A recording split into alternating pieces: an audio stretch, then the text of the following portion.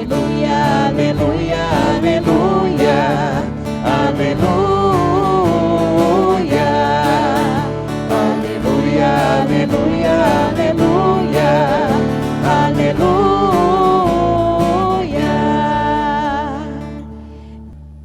O Senhor esteja convosco. Ele está no meio de nós. Proclamação do Evangelho de Jesus Cristo, segundo João. Glória a vós, Senhor.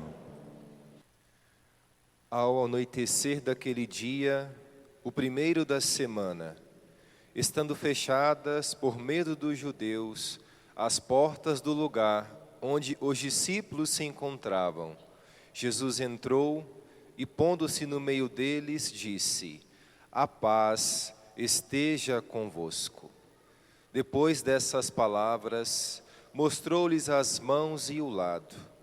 Então os discípulos se alegraram por verem o Senhor. Novamente, Jesus disse: a paz esteja convosco. Como o Pai me enviou, também eu vos envio. E depois de ter dito isso, soprou sobre eles e disse: recebei o Espírito Santo. A quem perdoardes os pecados, eles lhes serão perdoados. A quem não os perdoardes, eles lhes serão retidos. Palavra da salvação. Ó Senhor.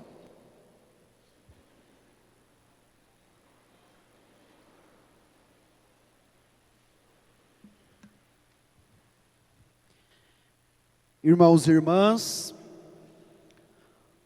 hoje estamos celebrando a festa do Divino Espírito Santo. Hoje estamos celebrando a festa de Pentecostes. A igreja sempre nos possibilita, 50 dias após a Páscoa, fazermos memória deste grande acontecimento que marcou a vida de cada um dos discípulos, que marcou a vida da igreja, no momento em que Jesus, o ressuscitado, sopra, derrama o Espírito Santo sobre a vida da igreja. E nós precisamos, em primeiro lugar, ouvir esta palavra, compreender o que ela tem para nos ensinar, para abrir o nosso coração e desfrutar também da ação do Espírito que quer ser derramado sobre o coração de cada um de nós. E a liturgia da palavra hoje é belíssima. A primeira leitura vai nos orientar diante da nossa reflexão, juntamente com o Evangelho e a segunda leitura, para que de fato, hoje, compreendendo o que o dom do Espírito Santo quer fazer na vida dos discípulos, possamos compreender também o que o dom do Espírito Santo quer fazer na vida de cada um de nós. Por isso que nós cantávamos na sequência: a nós descei divina luz. Por isso que nós cantamos, não é, no Salmo: vem Espírito Santo e acendei em nós o vosso fogo abrasador. Então vamos retomar a primeira leitura, porque ela dá a tônica da liturgia da palavra de hoje. Leitura dos Atos dos Apóstolos, capítulo 2, versículos de 1 a 11. Então nós hoje vamos fazer a ginástica: primeira leitura, Evangelho, Evangelho, primeira leitura, tá bom? Então, vamos retomar aí o primeiro versículo, o versículo 1 da primeira leitura. Acharam? Vamos ler juntos? Primeiro versículo. Quando chegou o dia de Pentecostes, os discípulos estavam todos reunidos no mesmo lugar. Vamos parar por aqui, para compreender. Quando chegou o dia de Pentecostes. Pentecostes era uma festa tradicionalmente judaica, ou seja, do povo judeu, do povo da antiga aliança. Então, em primeiro lugar, A festa de Pentecostes era considerada a festa da colheita, porque o povo daquela época era um povo que vivia da economia agrária, era um povo camponês. E eles acreditavam que na época da colheita só poderia ter fartura, porque Deus deu a terra fértil para o povo plantar, porque Deus mandou a chuva para regar a plantação e para que ela pudesse brotar. Só poderia ter colheita farta porque Deus dava saúde para o agricultor cultivar e trabalhar a sua terra. Então, os primeiros frutos, os frutos das primícias, os frutos mais importantes da colheita, eles ofereciam para quem? Para Deus. E esta festa se tornou a festa de Pentecostes. E é interessante nós aprendermos com o povo do Antigo Testamento, porque hoje nós somos um povo mesquinho, e quando nós queremos dar alguma coisa para o Senhor, nós oferecemos o resto que sobra. E não somos generosos de olhar para os primeiros frutos da nossa vida, de olhar para os frutos mais abundantes do nosso trabalho para ofertar ao Senhor. Não. Hoje nós vivemos o contrário. Se nós temos que dar alguma coisa a Ele, vai ser o que já não serve mais para mim, o que já não serve mais na minha casa, o que já não presta, não é? Muitas vezes as pessoas falam assim: ah, pá, tem umas coisas que não prestam lá em casa, eu vou doar para a igreja. Eu falei: se não presta na sua casa, também não presta para a igreja, para dar para as pessoas mais pobres. Então, a festa de Pentecostes surge assim. Depois, no decorrer da história, ela vai tendo uma nova conotação, porque ela se torna a festa aonde o povo faz memória da lei. Quando Deus chama Moisés lá no deserto e entrega para ele as tábuas da lei, os 10 mandamentos. E naquele momento, Deus constitui um povo. Ele elege, ele escolhe um povo que se tornaria o seu povo, que pertenceria a ele. Por isso nós chamamos este povo do povo de Deus. Então, no decorrer da história, a festa de Pentecostes tinha também este caráter de celebrar a lei, a aliança que Deus faz com o seu povo e a constituição deste povo como povo de Deus. E por que esta festa se chamava Pentecostes? Porque ela era celebrada 50 dias após a Páscoa, não é? Então, quando o Brasil ganhou por 5 vezes, não é? O campeonato mundial, então pentacampeão. Então, penta vem do número 5. Então, Pentecostes vem do número 50, 50 dias após a Páscoa. E agora, nós encontramos, nas leituras de hoje, uma nova forma de viver a festa de Pentecostes, que já não era mais no sentido da colheita, que já não era mais celebrando e fazendo memória da lei, dos mandamentos e da eleição, da constituição do povo de Deus, mas agora nós encontramos uma novidade na festa de Pentecostes, que é o Espírito Santo, certo? Então agora nós vamos retomar a segunda leitura e compreender como se constitui esta festa a partir do Novo Testamento. Vamos para o versículo 2 da primeira leitura. Olha o que está escrito lá. De repente, veio do céu um barulho, como se fosse uma forte ventania, que encheu a casa onde eles se encontravam. Eles quem? Os discípulos. Agora, olha como os discípulos se encontravam nessa casa. Agora o Evangelho vai falar para nós. Pegue aí agora o Evangelho de hoje, Evangelho de São João, capítulo 20, versículo 19. Olha como que os discípulos se encontravam. Vamos ler o versículo 19? Ao anoitecer daquele dia, o primeiro da semana, estando fechadas por meio dos judeus as portas do lugar onde os discípulos se encontravam, Jesus entrou e, pondo-se no meio deles, disse: a paz esteja convosco. Vamos entender o contexto para entrar no texto. Após a morte de Jesus, os discípulos inseguros por não terem mais o mestre junto deles, com medo de ser preso, torturado e serem crucificados como Jesus foi, perseguido pelo poder do Império Romano, estavam de que jeitos?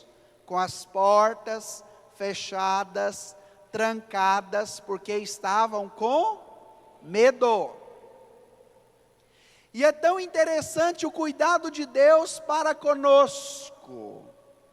Diante das nossas incertezas, das nossas inseguranças, dos nossos medos, há sempre uma intervenção divina ao nosso favor.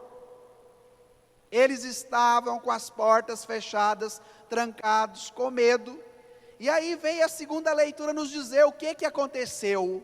De repente veio do céu um barulho como se fosse uma forte ventania que encheu a casa aonde eles estavam. A primeira manifestação de Deus, o vento. E agora vem a segunda manifestação, versículo 3 da primeira leitura. Olha o que está escrito lá. Então apareceram línguas como de fogo que se repartiram e repousaram sobre cada um deles. Então o Espírito Santo se manifestou através do que, gente? Do vento. E se manifestou através do fogo. Se no Pentecostes do Antigo Testamento, nós fazíamos memória da lei e da constituição do povo, tudo isso começou que jeito? Com Moisés no Monte Sinai, aonde veio um vento, uma brisa, sinal da presença de Deus, e depois veio a sarça ardente que não se consumia no Monte Sinai. E agora nós, no evento de Pentecostes do Novo Testamento, encontramos a ventania e encontramos o fogo.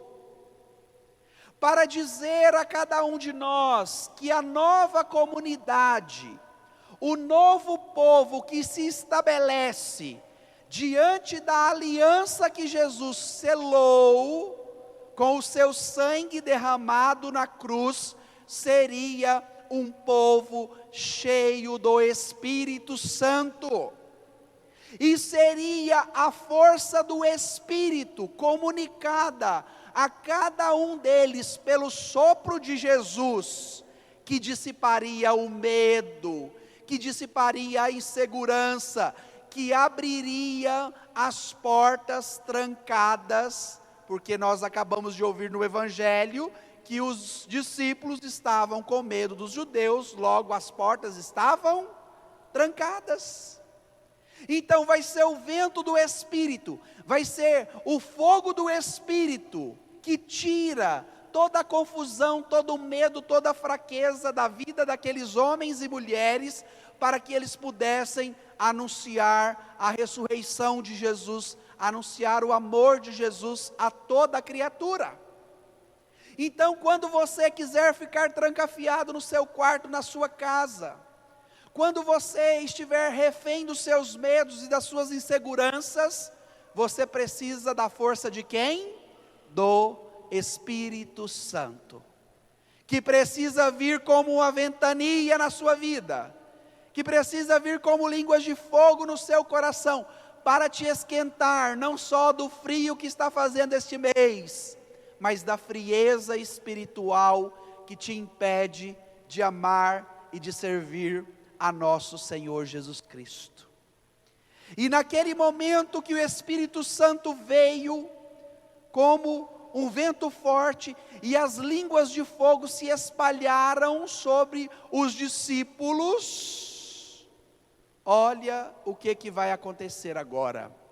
Voltemos para a primeira leitura, versículo 4. Olha o que está escrito lá, na primeira leitura. Vamos ler juntos, versículo 4.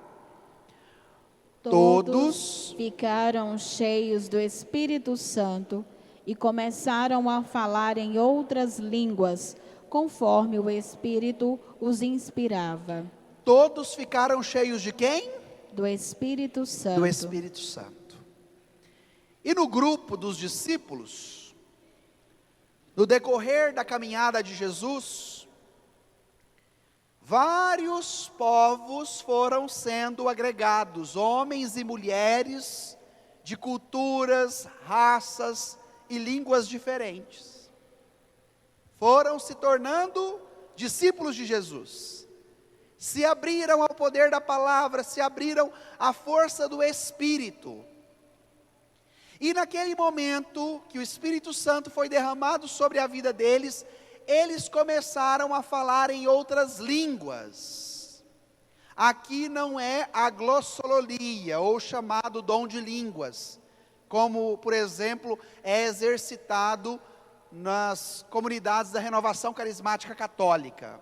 Não é sobre o dom de orar em línguas que a primeira leitura está falando. Mas a primeira leitura está nos falando que quando os discípulos começaram a falar, estando cheios do Espírito Santo, cada um entendia o que eles falavam na sua língua natal. E aí a primeira leitura vai nos falar dos povos que eram representados ali, não é? Eram da Mesopotâmia, da Judéia, da Capadócia, do Ponto e da Ásia, da Frígia, da Panfilha, do Egito, da Líbia, de Cirene, e todos aqueles povos que representavam as civilizações antigas. Então aí você poderia perguntar, mas por que a primeira leitura cita tantos povos?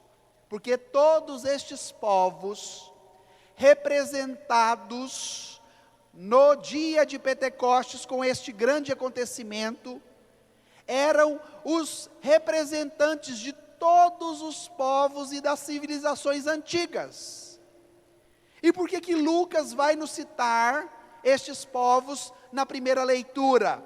Para nos ensinar que o Espírito Santo foi derramado sobre a vida da igreja, para que a igreja se expandisse e anunciasse a salvação a todos os povos, raças, línguas, nações e culturas. O derramamento do Espírito Santo já não era mais somente para o povo de Deus, o povo escolhido, os judeus, o povo da antiga aliança, como foi no evento do Monte Sinai com Moisés. Mas a partir de agora, no evento de Pentecostes, a graça de Deus é ampliada muito mais do que foi lá no Monte Sinai, na celebração da aliança, da lei, dos mandamentos e da constituição do povo. A partir de agora, o Espírito Santo foi derramado para a vida da igreja. O Espírito Santo foi derramado e soprado para todos os povos. E a salvação de Jesus pela força da igreja, que é motivada, que é impelida a anunciar a sua palavra, é para que chegue a todos os corações, independente da sua raça, da sua língua, da sua cultura e da sua nação. Foi por isso que no domingo passado, quando nós celebrávamos a ascensão do Senhor, Ele deu um mandato aos seus discípulos: ide, anunciai o Evangelho a todos os povos, a todas as criaturas, até os confins da terra. Mas se os discípulos estavam com medo, estavam com as portas trancadas, era possível cumprir a missão que Jesus confiou? Não. E foi por isso que agora vem o Espírito Santo, enche aqueles homens e mulheres da força de Deus, eles começam a anunciar as maravilhas de Deus, e todos que lá estavam entendiam os discípulos na sua língua natal.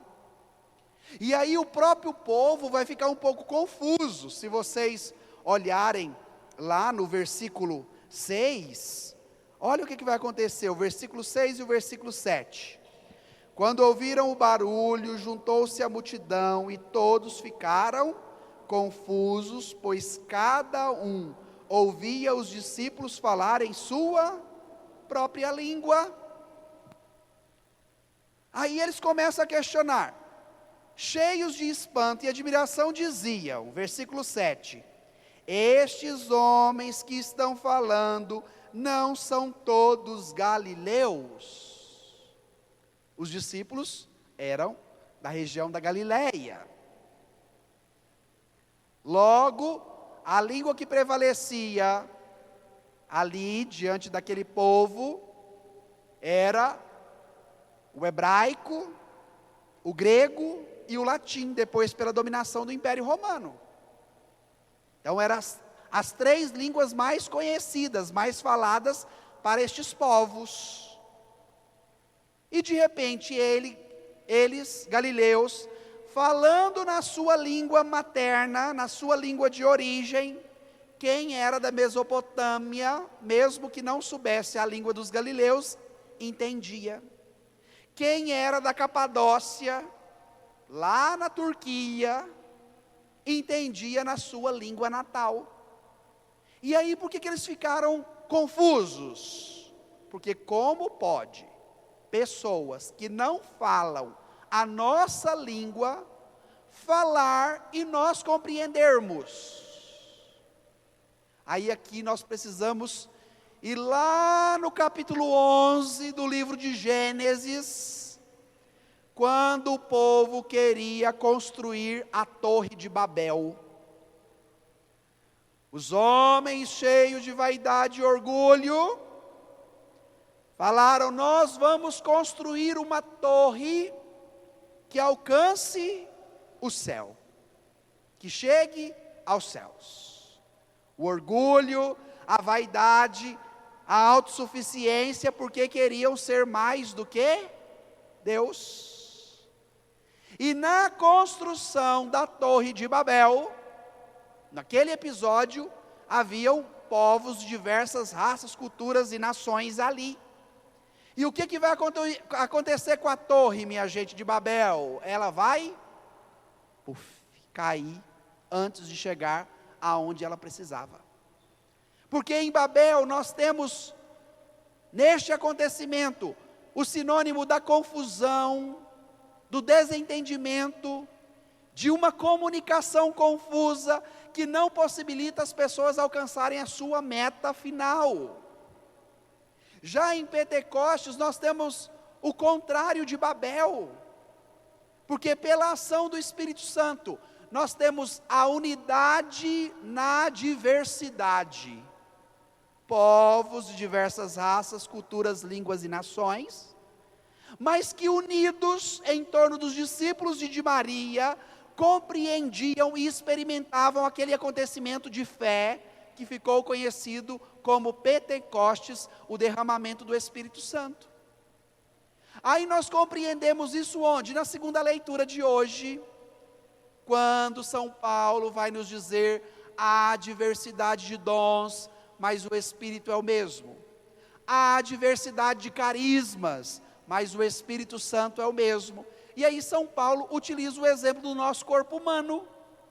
Cada membro, cada parte do nosso corpo tem uma função. Juntos formam o nosso todo. Então a cabeça não é pé, porque o pé tem a sua função de ser pé e a cabeça tem função de ser cabeça. Mas se eu tiro um dos pés, o que acontece? O corpo todo fica prejudicado. Então, cada membro é de uma forma, cada membro no corpo tem uma função, mas todos eles são importantes, porque se eles não existirem, o que vai acontecer? O corpo não funciona bem. Eu acredito que todos nós que aqui estamos já ficamos doentes ao menos uma vez na vida, não é? Então, o que é a doença? É quando algum órgão do nosso corpo fica debilitado, prejudicado, e aí todo o corpo vai sofrer. E por que São Paulo utiliza essa metáfora? Porque ela nos dá uma ilustração do evento de Pentecostes. Pela força e pela graça do Espírito, nós temos agora um novo povo, que já não é mais constituído pela base da lei, mas nós temos um novo povo que é constituído pela salvação de Jesus, pelo sangue dele que foi derramado na cruz. E esta salvação, esta graça, esta força é para todos nós, em todos os momentos da história, em todas as fases da nossa vida. Mas qual é a nossa dificuldade? Nós, como os discípulos, somos apegados ao nosso egoísmo, às nossas inseguranças, aos nossos medos, e muitas vezes não só ficamos com as portas da nossa casa fechadas para Cristo, mas também somos capazes de fechar a porta do nosso coração. E diante disso, o que nós precisamos? Que Jesus entre. Foi isso que nós lemos no início do Evangelho. Jesus entrou, se colocou no meio deles, ou seja, Jesus se colocou no centro. E olha agora o que Jesus vai fazer com os discípulos quando ele ocupa o lugar dele. Voltemos ao Evangelho, no versículo 22 e 23 do Evangelho. Vamos ler juntos? Acharam aí? Evangelho, versículo 22 e 23. E depois de ter dito isso, soprou sobre eles e disse: recebei o Espírito Santo. Vamos parar aqui. Os discípulos estavam lá com as portas fechadas. Vimos na primeira leitura que veio um vendaval. Quem soprou esse vento sobre eles? Quem? Vocês acabaram de ler. Olha lá o que está escrito. E depois de ter dito isto, Jesus soprou sobre eles e disse: recebei o Espírito Santo. Então, quem causou o vendaval lá no meio dos discípulos? Jesus. Jesus. E Jesus causou esse vendaval porque ele fez o quê? Soprou. Jesus soprou o Espírito Santo sobre eles. E aqui eu quero falar para vocês do sopro de Deus. Se nós voltarmos lá no episódio da criação, Gênesis capítulo 1, tarefa de casa, vocês lerem. Deus cria o homem da terra, do barro, do hebraico Adamá, por isso que o primeiro homem recebeu o nome de Adão, aquele que veio do barro, que veio da terra. E quando Deus o cria do barro, no final o que Deus faz? Sopra o hálito da vida, que anima aquele homem criado à imagem e semelhança de Deus. Se nós olharmos no relato da criação, o Espírito pairava sobre as águas.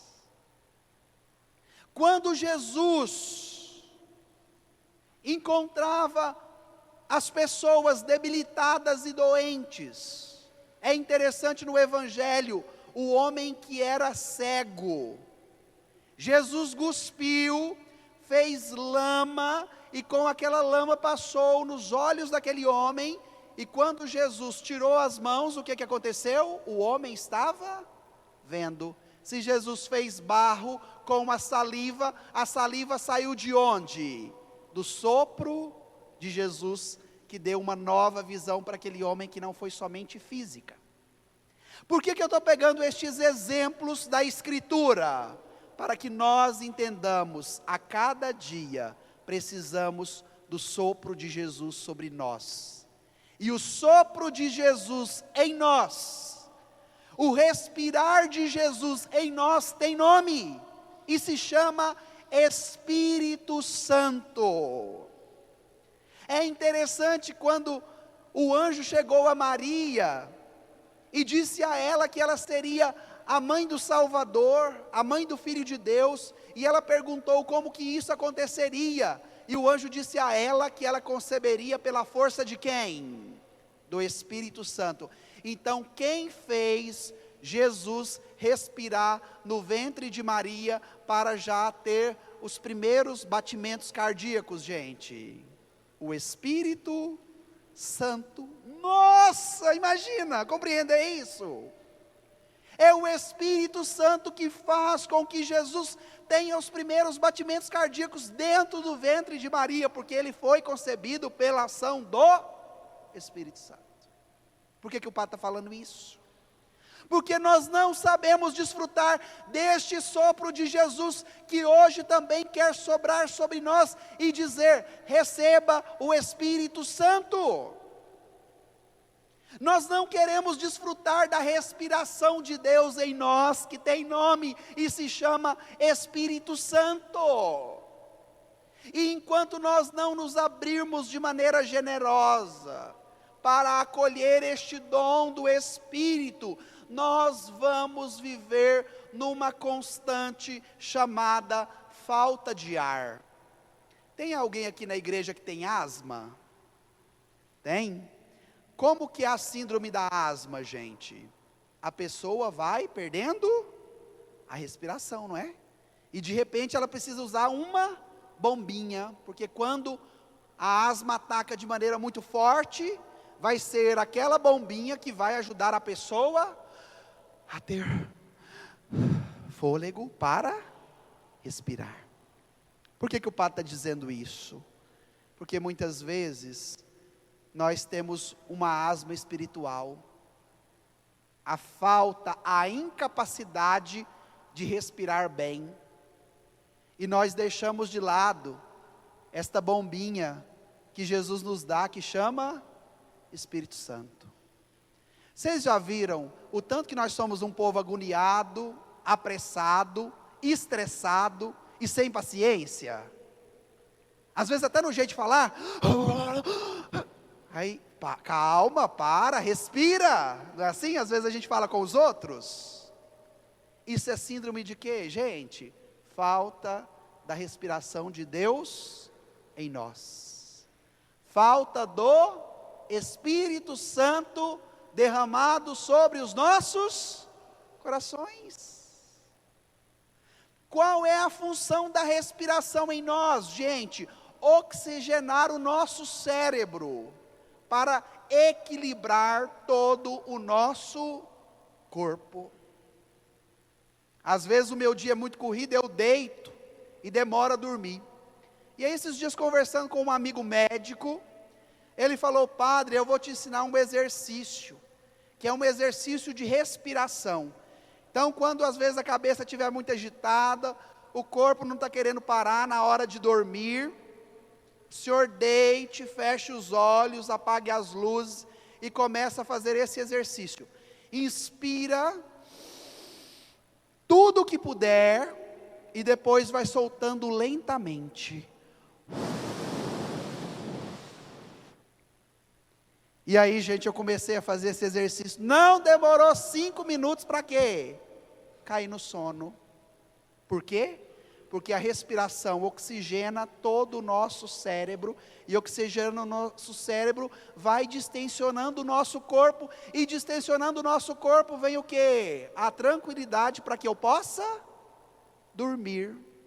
Então se você estiver muito ansioso antes de dormir, faça o exercício, depois você me conte. Fala: padre, valeu, porque resolve.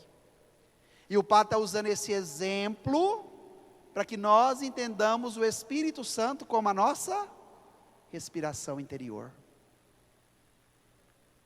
E quando o Espírito Santo se torna o nosso respirar, oxigenando a nossa vida de uma maneira total, nós temos uma graça.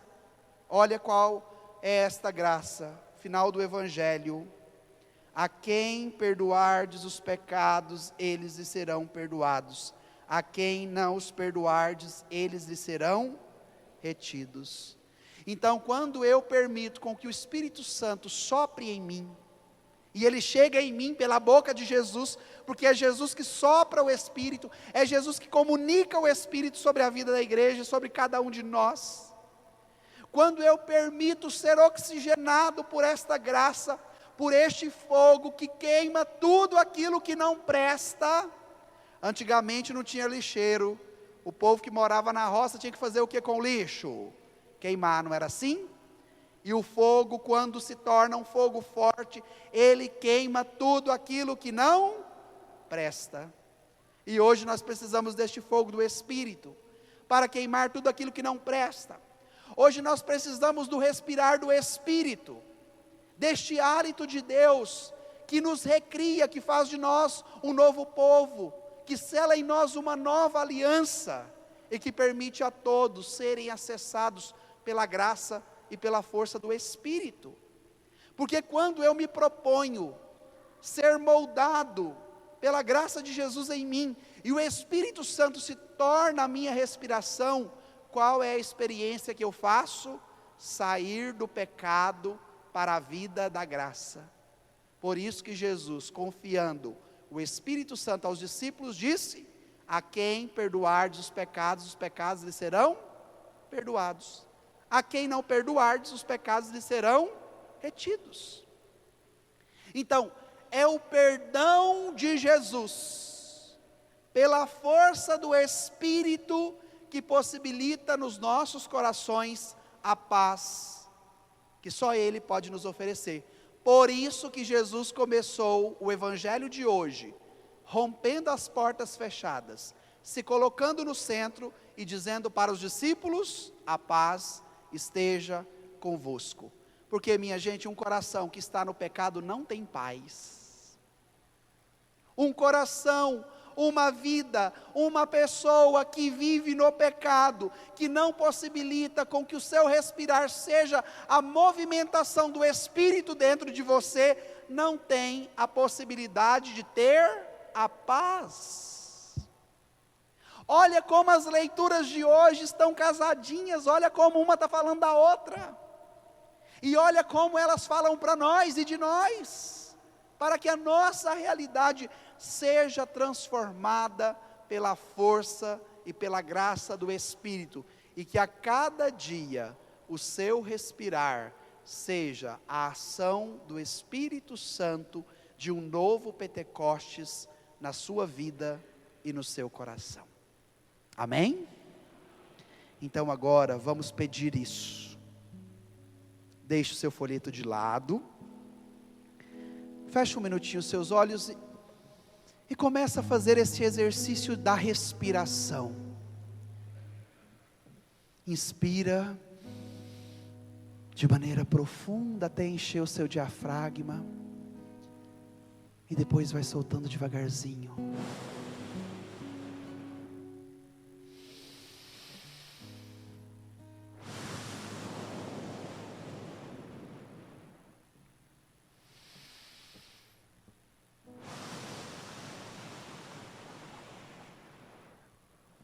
E você já vai percebendo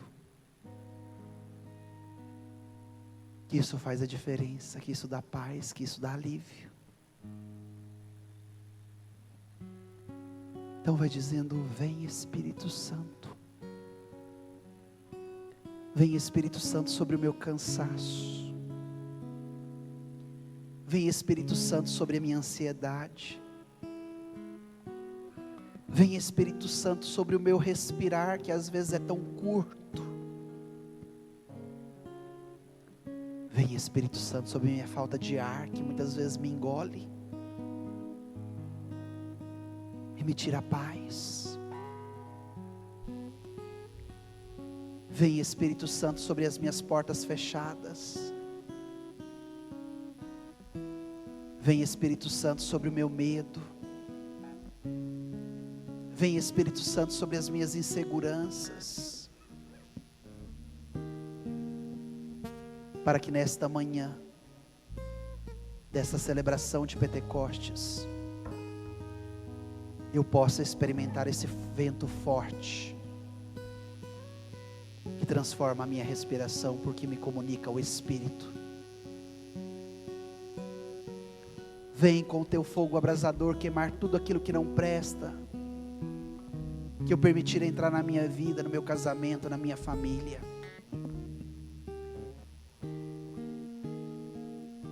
Vem com o teu sopro, me dar uma nova vida, Senhor, para que a cada dia o meu respirar seja o Espírito, este Espírito que alcança a todos os povos, de todas as raças, de todas as línguas, de todas as nações, este Espírito que se tornou universal, para te salvar, para te acalentar, para te dar paz. Então peça esse novo respirar do Espírito na sua vida nesta manhã. Peça a força do Espírito que rompe o medo, que rompe as portas fechadas, que rompe as inseguranças, que rompe as fraquezas, para que de fato sejamos transformados por este vento e por este fogo que hoje é derramado sobre nós. Vem, Espírito Santo. Vem, Espírito Santo. Vem, Espírito Santo. Vem, Espírito Santo. Vem, Espírito Santo. Vem, Espírito Santo.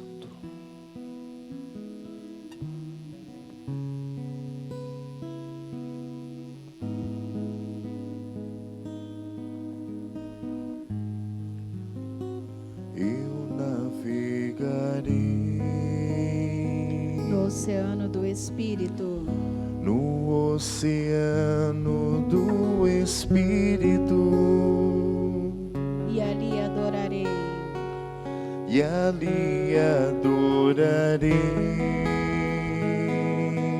ao Deus do meu amor, ao Deus do meu amor.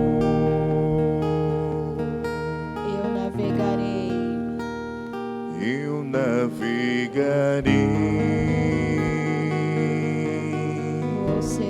no oceano do Espírito, e ali adorarei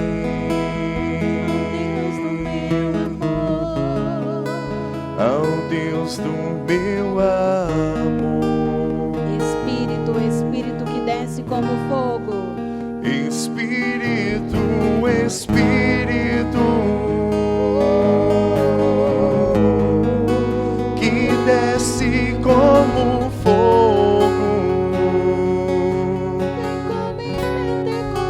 vem como em Pentecoste,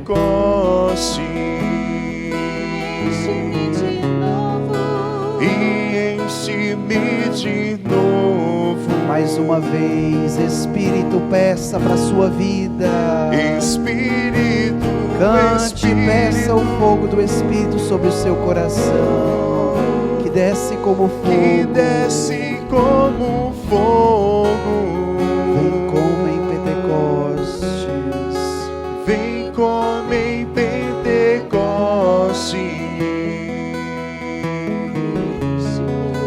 e enche-me de novo.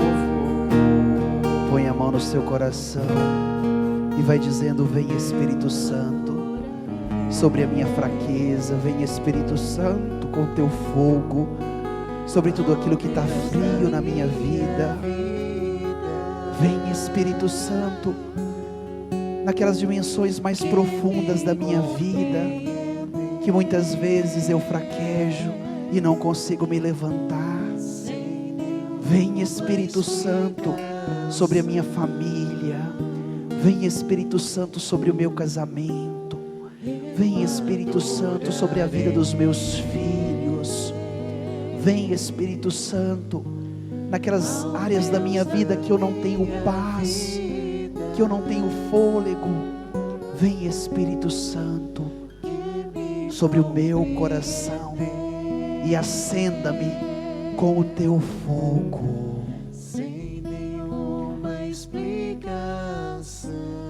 Espírito, Espírito que desce como fogo, cantemos. Espírito, Espírito,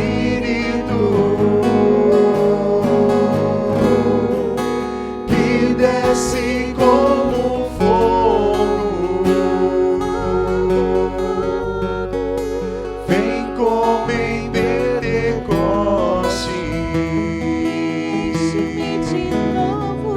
e enche-me de novo.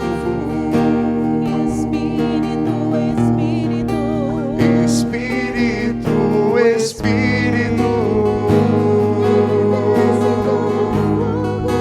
que desce